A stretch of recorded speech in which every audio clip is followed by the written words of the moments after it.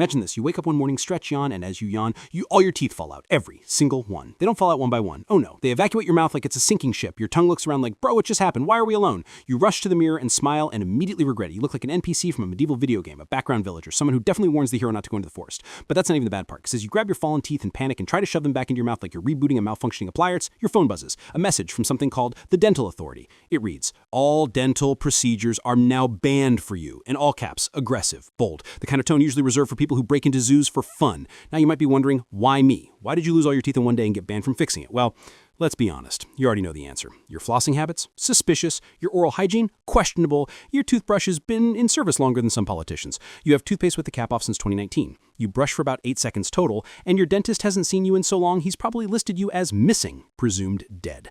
But now you're fully toothless. Welcome to your new life.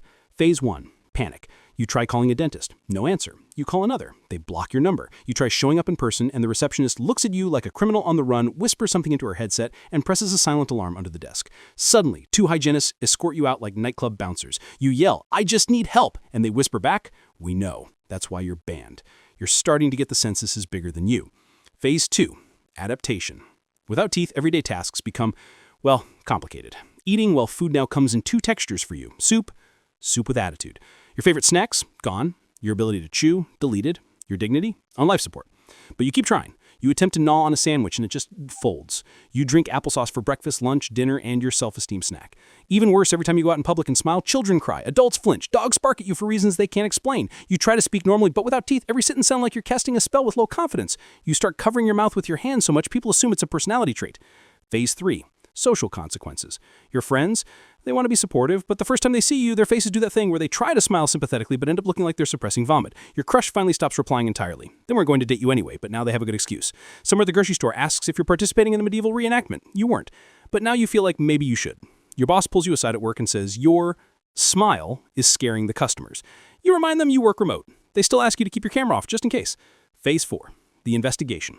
After days of living like a smooth-gummed cryptid, you start digging for answers. Why would the dental authority ban just you from all procedures? You find a government website. You scroll through the reasons people get dental procedure bans. Aggressive flossing injuries, repeatedly lying about brushing twice a day, eating ice cubes recreationally, using teeth to open bottles, chewing pens for emotional support, trying to bite an iPhone charger. You realize you have done every single one of those things multiple times. In a single week. There's even a special category, teeth used as tools. You click it. The examples are horrifyingly familiar. Used as scissors, used as a wrench, used to crack pistachios, used to tear open packaging when hands were free but user was lazy. You don't even deny it. You just slowly close the tab. Phase 5. Acceptance. With no legal way to restore your teeth, you start discovering new ways to live. You learn to puree literally everything. You buy the strongest blender known to man. Your blender becomes your closest companion. You name it. Your smile is unique, terrifying in the right lighting, but kind of iconic if you squint. Kids on the street stop calling you sir or ma'am and start calling you creature. You take it in stride. You begin wearing scarves indoors, not for warmth, but for emotional support. You try to whistle, but now it sounds like an injured bird, but slowly you become okay with it. After all, no teeth means no cavities, no dentist appointments, no accidentally biting your tongue, no awkward smiles, no more worrying about popcorn kernels ruining your week. You evolve. You become something new, something beyond dentistry. The final twist. Just when you're getting comfortable with your new toothless lifestyle, your phone buzzes again. Another message from the dental authority. It reads, your punishment is complete. You may now receive dental care. Your heart leaps. You sprint to grab your keys, but then you notice the timestamp. The message was sent 6 hours ago, and underneath it is a second message. You missed the window. Penalty extended for life.